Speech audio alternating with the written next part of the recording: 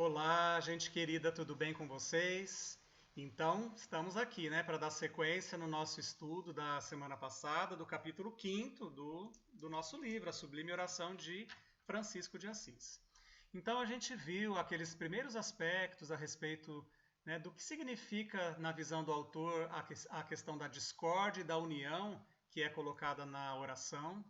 E a gente viu coisas bem interessantes, né, como que isso está na origem ali da nossa separação, muitas vezes, com o coração de Deus, né? Foi o que ele nos colocou, e do nosso próprio coração. Então, quando a gente se afasta disso, dessa realidade, dessa essência maior da vida, a gente entra em discórdia. E ele propõe, né, que a gente volte, então, para aquele círculo virtuoso que ele, então, propõe como a união, da gente se reconectar, né, com Deus, com a gente mesmo, com as outras pessoas. Então, a união vai estar baseada sempre nesse movimento e não no movimento de separação que o ego constantemente quer fazer. Muito bom, achei muito legal. E o autor, ele coloca nos capítulos anteriores também, e nesse, alguns exemplos, né, de casos, por exemplo, para a gente tentar identificar todo esse conceito mais teórico numa vivência mais prática. Então ele coloca 3 casos aqui nesse capítulo, em que ele então aponta, né, a história do que está acontecendo ali e uma possível solução de como a gente poderia então sugerir para esses personagens um movimento virtuoso de união e não de discórdia. Então vamos ver um pouquinho desses 3 casos, tá? O primeiro seria o que ele chama do personagem Laurindo. Então eu vou ler rapidinho aqui para vocês, bem curtinho, só para a gente entender, né? O Laurindo, ele é espírita convicto e por estar trabalhando na sua reforma íntima, ele fez um propósito de não discutir com a esposa, que é a Gabriela, em momento nenhum. Ela, a esposa, porém, tem o hábito de sair de casa com as amigas nos finais de semana, não dizendo para o esposo onde ela vai e deixando ele, o esposo, com os 3 filhos pequenos. A Gabriela retorna a altas horas da noite, quase sempre alcoolizada, mas o Laurindo não diz nada para, né, não criar conflito, apesar de intimamente ele se sentir ultrajado com a atitude da esposa, fica muito triste, muito deprimido e acaba somatizando esse estado por meio de uma alergia na pele que nada consegue debelar. A situação vem se arrastando dessa forma há vários meses, mas o Laurindo mantém o propósito de não discutir com a esposa, porque é espírita, está fazendo reforma íntima e não toma nenhuma atitude. As coisas se mantêm desse jeito. Então, interessante isso, né? Porque ele pega 3 exemplos de personagens que são espíritas. Então, justamente para trazer para nós que somos espíritas uma reflexão a respeito do nosso próprio comportamento. Ele diz, e eu concordo, que essa atitude do Laurindo é uma atitude inautêntica. Porque veja bem, a justificar que eu sou espírita e estou tentando fazer a minha melhora, a minha reforma íntima, e aí eu não poder pontuar e não poder expressar a minha insatisfação com um comportamento desse tipo da esposa, é realmente, né, muito complicado. E obviamente que além de não ser autêntico, porque ele sente raiva da esposa, ele se sente, né, abusado por esse tipo de comportamento da esposa, mas ele não fala, ele não se reporta a ela dessa sua insatisfação. Então ele está sendo conivente também, além de não estar sendo autêntico, de fingir que está tudo bem para a esposa, ele também está sendo conivente, ou seja, ela está assumindo um comportamento totalmente irresponsável em relação a ele, que é o esposo, em relação aos filhos.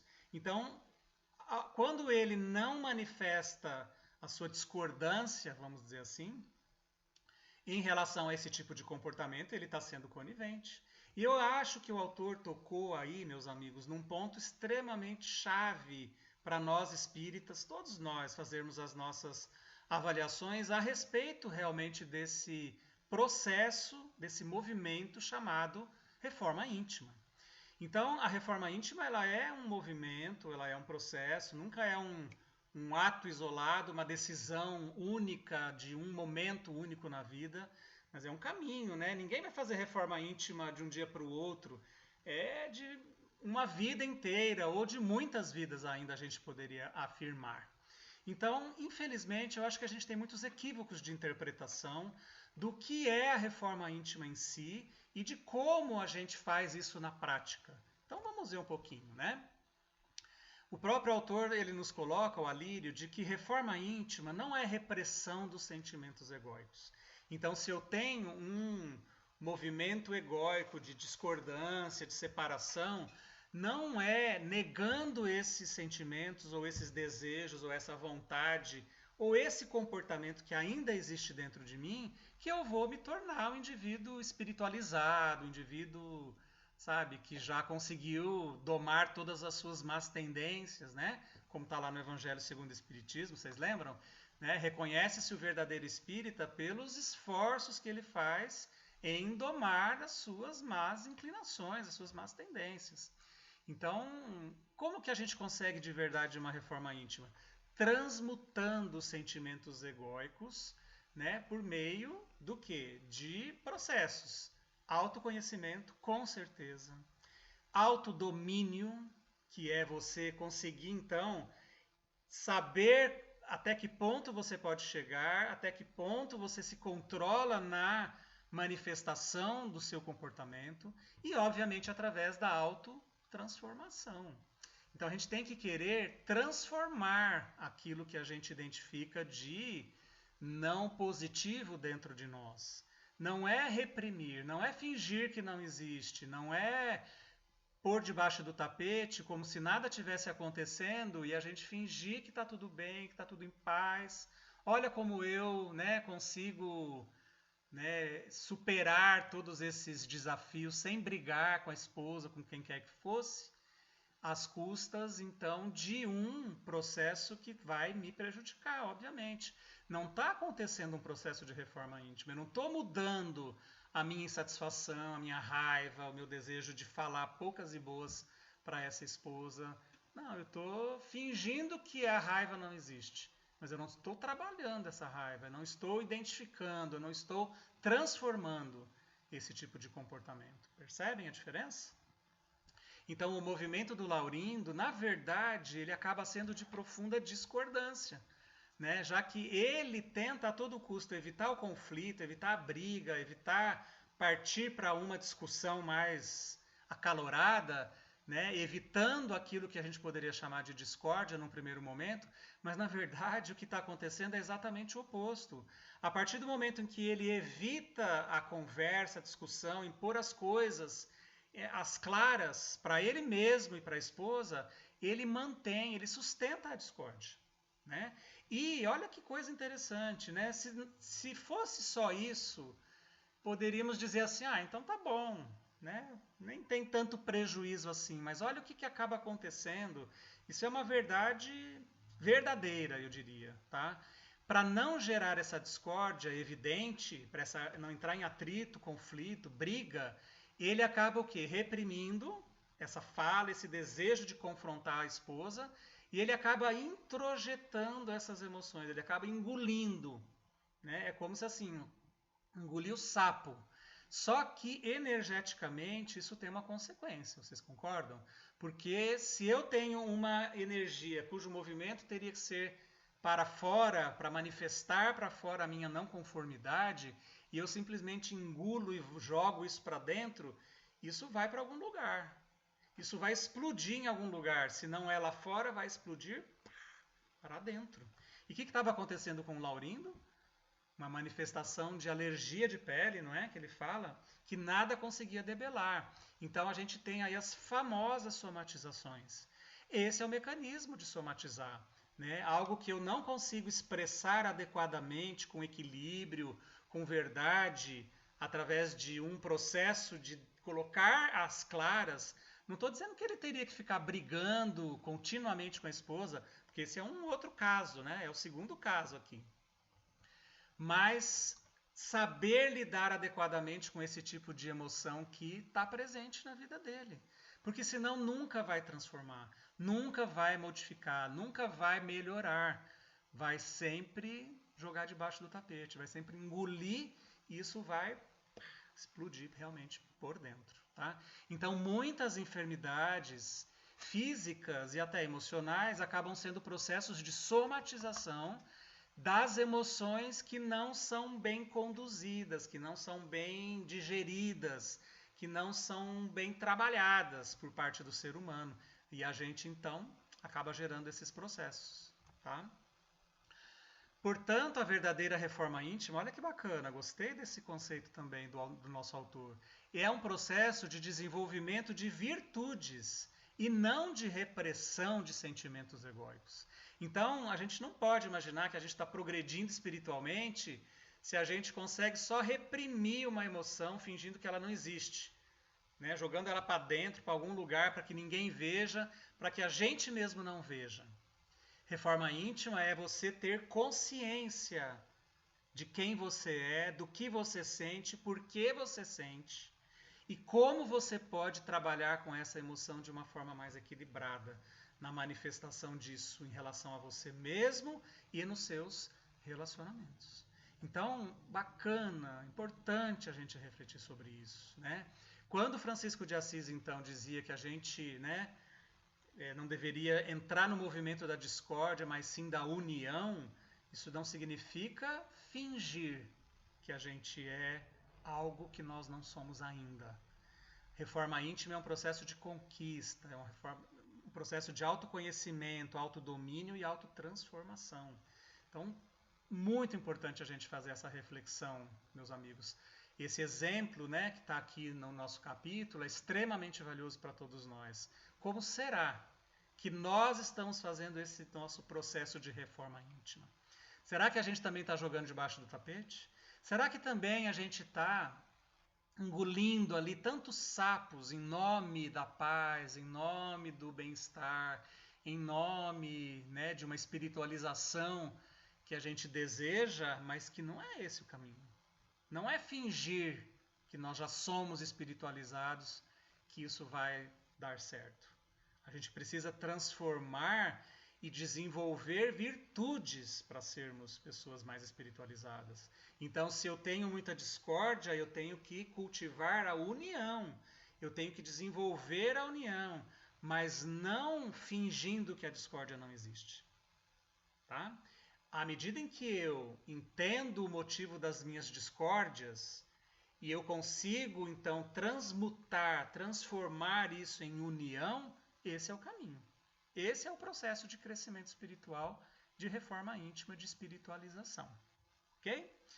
Muito legal. Vamos para o segundo caso, o segundo exemplo, que é o caso José.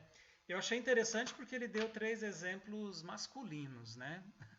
Poderia ter colocado aqui o exemplo de uma coleguinha, vamos dizer assim, mas está tudo bem, né? Tudo certo. Então, olha o caso do José, também é um exemplo de um espírita.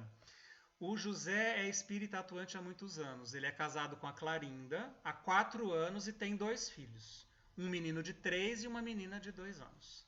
Segundo ele, o José, esses anos de casamento têm sido os piores anos da sua vida, apesar de amar muitos filhos. Ele diz que a esposa sempre o provoca, diariamente, querendo brigar. E muitas vezes ele entra nessas discussões desmedidas com ela, só não acontecem as agressões físicas, mas a discussão é acalorada. Outras vezes ele se finge de passivo, se acomodando à situação para não ferir os filhos, para não fazer os filhos sofrerem ainda mais. E quando ele se cansa de entrar nessas discussões provocadas pela esposa, né, ou quando ele se cansa de não entrar nas discussões com a esposa, então aí a briga corre solta a ponto dele pensar em separação, mas ele acaba voltando atrás sempre com medo de que a vida da própria esposa com os filhos seja pior do que não separar, né? Bom, então esse caso ele nos revela também algumas coisas bem interessantes a respeito do comportamento desse personagem, que pode ser, meus amigos, comportamentos parecidos com os nossos. Não é à toa que o autor coloca os exemplos práticos nos capítulos.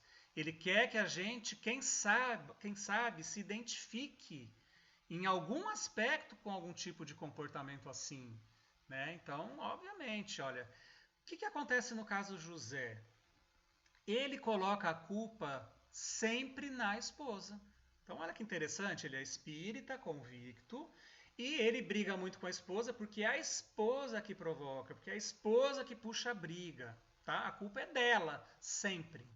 Então, para o autor, e eu acho que ele tem uma boa dose de razão, a discordância do José é um aprofundamento num quadro chamado de perfeccionismo. Né? Então, o perfeccionismo já foi estudado aqui no capítulo anterior. Ele é um gerador de ofensas. Tá? O que é um indivíduo perfeccionista? É aquele que ele acha que ele tem que fazer tudo corretamente, que ele é o que sabe fazer as coisas corretamente. Todos os outros nunca sabem, todos os outros sempre estão fazendo algo em algum nível errado ou com uma menor qualidade do que ele ou do que nós seríamos capazes de fazer. Então, se eu tenho que fazer alguma coisa, eu sempre vou saber fazer melhor do que você. Tá? E por outro lado, o perfeccionista também tem uma dificuldade de aceitar a própria ação. Então, quando ele faz algo que ele julga que é melhor sempre do que o outro, mas ele ainda acha que pode melhorar. Ele sempre acha que aquilo que ele fez não está bom o suficiente. Então é uma grande insatisfação pessoal. Vocês concordam? Nunca está em paz, nunca está em união com os outros, porque sempre ele acha que os outros estão um nível abaixo dele. Né? No caso do José, a culpa é sempre da esposa. Ele é bom, ele é espírita, ele é equilibrado. É a esposa que puxa a briga sempre. Alguns sinais de perfeccionismo, né? Achei interessante, só para a gente apontar aqui também sobre esse quadro que infelizmente é tão comum. A gente tem ali, olha, o perfeccionista ele leva sempre tudo para o lado pessoal. Então tudo que acontece é alguém que está criticando aquilo que ele fez, é alguém que está desmerecendo aquilo que ele fez e que então ele tem que se esforçar para fazer ainda melhor, para agradar todos. Então, né, o lema do perfeccionista é esse: eu tenho que agradar 100% das pessoas com o que eu faço, com o que eu sou. Se eu agradar 99%, 1% não tiver feliz com o que eu faço, com o que eu sou, o meu mundo desaba. Né? Então, o perfeccionista ele quer ser mais do que o próprio Jesus, né? Porque nem Jesus conseguiu agradar todo mundo.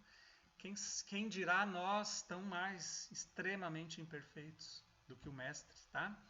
Segunda característica, necessidade de agradar os outros. Acabei de dizer isso para vocês, né? Mas não é simplesmente uma necessidade qualquer, é uma necessidade absurda. É uma necessidade total de agradar os outros sempre e todos. Não são outros quaisquer. Todos eu tenho que agradar. Terceiro, dificuldade de aceitar que errou. Nossa, então se alguém aponta um erro para o indivíduo perfeccionista, aquilo é o fim. Aquilo estraga o dia dele, aquilo desaba o mundo do perfeccionista, tá? Obviamente, o número item 4 está dizendo, esse indivíduo tem uma autoestima baixa, né? Porque ele acredita que ele precisa da aprovação externa de 100% das pessoas em 100% dos casos. Isso realmente é impossível, né? E nunca fica por último ali, ó, satisfeito com o resultado obtido. Ele sempre está criticando e querendo ter feito melhor, né? O perfeccionismo acaba fazendo muito mal, porque ele entra em um modo de funcionamento, de vida, de extrema exigência e julgamento, com relação a si mesmo, extremamente exigente consigo mesmo, extremamente julgador de tudo que ele faz, só que isso se extrapola também em relação ao comportamento dos outros. Ele acaba sendo extremamente exigente, crítico em relação ao comportamento dos outros e extremamente julgador também. O último caso é o caso Teodoro, tá? Que é um caso curtinho que ele cita aqui, né? Mas o Teodoro é assim, é uma pessoa que sempre está de mal com tudo e com todos, extremamente irracível, né? Extremamente irritável, extremamente colérico. Ele reclama de tudo o tempo todo. Quando alguém diz que algo não está de acordo com as suas crenças, imediatamente ele discorda. E se a pessoa insiste, ele acaba se tornando até agressivo, defendendo o seu ponto de vista de forma incisiva. Nesses momentos, ele costuma até xingar a outra pessoa que não concorda com o seu modo de pensar. Então, eu vejo que a gente consegue enxergar isso com muita clareza, né? Talvez nos outros, talvez na gente mesmo. Quando alguém não concorda com o meu ponto de vista, então eu parto para a agressão. Eu parto para o desmerecimento. Ah, você que é um idiota, você que é um burro, você que não entende nada, você que acredita nessas coisas totalmente erradas. Então a gente comentou isso, né, na aula anterior, toda essa polarização que a gente tem vivido no mundo e no Brasil de uma forma muito triste, né? Quer dizer, se eu não concordo com a sua opção religiosa, com a sua opção sexual, com a sua opção de time de futebol, com a sua opção de ideologia política, você vira meu inimigo, você vira uma pessoa a quem eu tenho que combater. Né? Eu não consigo conviver e respeitar o seu modo diferente de agir e de escolher. Né? Então é isso que acontece, que gera essa discórdia entre as pessoas, totalmente oposta à união. Então é a discordância de tudo, de todos. É um desrespeito, meus amigos, à própria lei de liberdade. Então a gente aprende na doutrina espírita, lá no livro dos Espíritos, né? Lei de liberdade. O ser humano tem o livre-arbítrio de escolher, pensar e acreditar no que ele quiser. É um livre-arbítrio que a gente tem. Então, o indivíduo que não consegue aceitar posições, opiniões diferentes, ele está desrespeitando essa liberdade, esse livre-arbítrio do outro. Né? E vai viver constantemente em guerra. Constantemente. A vida desse indivíduo é o tempo todo enxergar inimigos e posições que precisam ser defendidas. Então, esse indivíduo vai estar o tempo todo em guerra.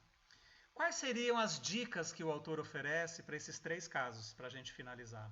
Então, o movimento de união para o Laurindo, aquele que a esposa sai e volta a altas horas da manhã, é o seguinte: superar a própria indiferença. Porque quando ele não fala, quando ele deixa de se posicionar e a esposa vai fazer o que ele quiser, isso é uma indiferença, isso é uma conivência. Né? Ele poderia, quem sabe, assumir aquilo que ele sente para ele mesmo e para a esposa. Então dizer assim, olha, fulana, Gabriela, né, que era o nome da esposa, vamos conversar? Eu não me sinto bem de você fazendo isso. Você acha que está certo você, né, uma mulher que tem marido, que tem 3 filhos, sair com as amigas aí no fim de semana, apesar que hoje, né, nós estamos vivendo uma fase tão diferente de tudo isso, mas imaginando, né, que ela pudesse fazer isso, sair com as amigas, beber, chegar embriagada altas horas da noite. Caramba, isso não é uma responsabilidade de uma mulher que assumiu um casamento e filhos. Não é? Isso aí é uma pessoa de vida solteira e nem vou dizer, né, nenhum julgamento moral, mas talvez de bastante responsabilidade. Uma mulher casada, ela tem compromissos. Um homem casado tem os compromissos. A pessoa assumiu um compromisso de relacionamento com o outro, com os filhos. Então, ele teria que posicionar isso de uma forma não agressiva, de uma forma assertiva, não é assim a terminologia que a gente usa hoje, né, nas habilidades sociais? Ser assertivo, ou seja, expressar o que eu sinto, o que eu penso, sem agredir o outro, sem jogar toda a culpa no outro, sem, sabe, provocar uma guerra, um conflito e uma briga o tempo todo. Esse exemplo poderia ser um exemplo de melhoria para a própria esposa, para os próprios filhos. Só existe esse caminho para tentar solucionar uma solução desse tipo. Fingir que está tudo bem, que a esposa pode sair, que ele está tudo numa boa, que ele está em paz, que ele está calmo, que ele é espírita, que ele é zen, isso não vai solucionar para ele. Ele vai continuar doente, somatizando isso na pele, ou isso vai se agravar, essa enfermidade pode se agravar. Né? A gente sabe disso. Para o José, aquele que joga a culpa só na esposa, né? A culpa é dela que a gente briga, quer dizer, ele é perfeito, né? Mas ela que é a culpada por tantas brigas, as dicas poderiam ser aprender o acolhimento da esposa, sabe? Então, se ela de verdade busca atiçar sempre a briga e puxa para a briga, acolhe a esposa com tudo que ela é, com tudo que ela demonstra, porque provavelmente esse tipo de comportamento esconde algo por trás. Então, acolha a esposa, né? Fala assim, não, meu bem, vem cá, vamos conversar. O que está acontecendo? Por que tantas brigas? Por que tanta insatisfação? Como que a gente pode resolver? O que não está bom para você? Né? Tentar entender esse lado dela através do acolhimento. E eu tenho certeza que isso desarmaria, se for o caso de verdade, tantas brigas e tantas provocações, né? E além de tudo, assumir também o seu grau de responsabilidade, né, José? Porque se ela puxa a briga, não pode ser 100% das vezes. A gente tem um lado de responsabilidade sempre quando um conflito se instala, tá? E, claro, uma dica super valiosa, se unir ao coração de Deus. Acho que isso vale para os 3 exemplos aqui, né? A gente vai finalizar as nossas reflexões depois assim, tá bom? Dicas valiosas aí para o José, né? E vamos ver do Teodoro, né? O Teodoro, que é aquele super bravo, super irracível, brigão, que briga com todo mundo. Dicas. Começar a aprender a respeitar a liberdade e as diferenças que as pessoas têm na forma de pensar, de escolher as coisas, ter as suas próprias opiniões. Nós não somos donos da verdade. E mesmo que a gente se considere que o meu jeito de pensar é a verdade, ok, se o outro quiser pensar diferente, é a liberdade dele, é o direito dele. Nem por isso ele tem que ser meu inimigo. Não é? Eu posso continuar gostando e respeitando dessa pessoa, mesmo que ela pense em alguns aspectos diferentes da forma como eu penso. Eu não preciso criar uma inimizade e, pior, ficar brigando e atacando todo mundo que pensa diferente do meu jeito de pensar. Tá? Isso só vai gerar discórdia. Se a gente quer união, a gente precisa aprender a respeitar as liberdades e os direitos dos outros, de pensarem diferentes de nós mesmos. Não é verdade? Então, olha que bonito, né? Francisco de Assis mais uma vez. Qual será, meus amigos, na opinião de vocês, dentre esses 3 exemplos, o caso mais difícil? Será que é o Laurindo que engole tudo em nome de não gerar conflitos no casamento, mas acaba adoecendo? Será o José que joga a culpa na esposa e se acha perfeito e a culpa é dela e a briga acontece, e a discórdia acontece por ele se achar perfeito e jogar a culpa só na esposa ou nos outros? Ou será o Teodoro que tem já um jeito de ser, um perfil colérico, que ele se revolta com todo mundo que pensa diferente, não consegue enxergar o outro como igual, mesmo pensando diferente? Qual será que é o caso mais difícil, né? Eu fiquei pensando ali, não sei se tem resposta certa, ficaria para a gente pensar, né? Talvez a resposta que a gente dê signifique a nossa maior identificação com aquele caso, obviamente, tá? E o nosso caso, né? Qual será? Você se identificou com algum desses 3 personagens, né? Em qual deles você se encaixa mais? Não na história, mas na dificuldade, sabe? Primeiro, na repressão dos sentimentos e achar que está tudo bem e engolir. Segundo, no perfeccionismo exagerado e jogar a culpa nos outros, pela discórdia, pelas brigas. Ou no terceiro, de não conseguir respeitar, ter dificuldade de lidar com a opinião diferente dos outros. Fica aí para a nossa reflexão, não é? Eu gostaria de finalizar essa nossa conversa de hoje fazendo assim uma breve mentalização, que quase seria uma prece de encerramento aí do nosso estudo. Vamos fazer? Bem rapidinho, só para a gente, né, se também entrar nesse movimento de união, já que essa é a proposta de Francisco de Assis e que a gente tem visto aí de forma tão bacana, tá bom? Então eu vou pedir para você fechar os seus olhos também. Fecha seus olhos e faça algumas respirações mais profundas.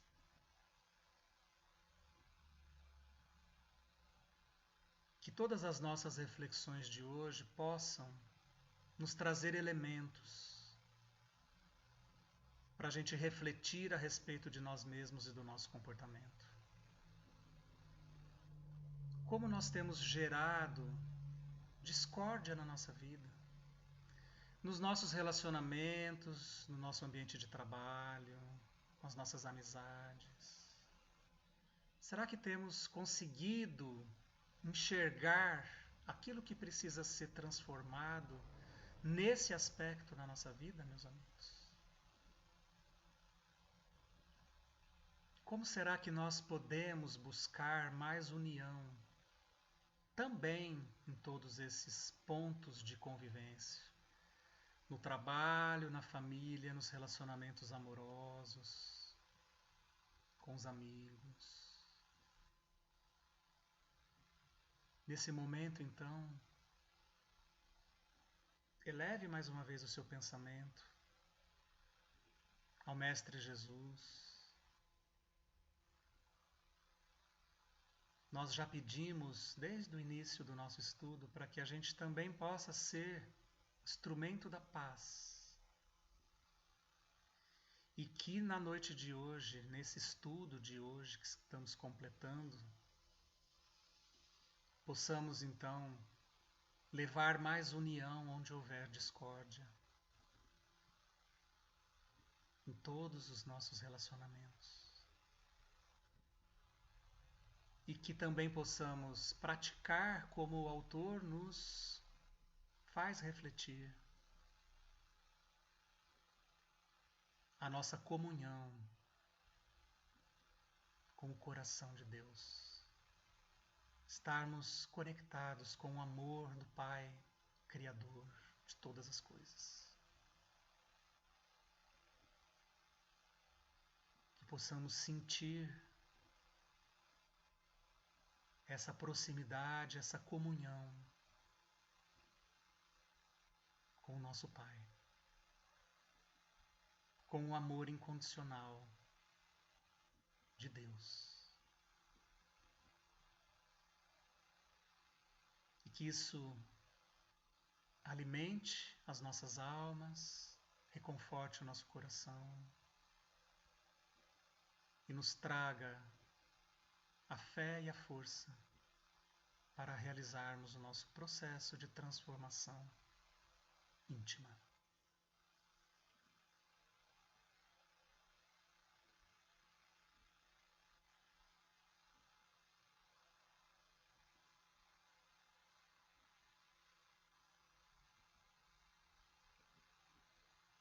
Então, bem devagarzinho, a gente pode abrir os olhos. Muito bom, né? Super importante fazermos essas reflexões, pessoal. Então eu quero agradecer, né, pela atenção de vocês nessas nossas duas aulas. Espero que a gente possa continuar refletindo bastante aí nesse conteúdo tão bacana que a gente está estudando juntos, tá bom? Um beijo para todos, uma ótima noite. Fiquem com Deus.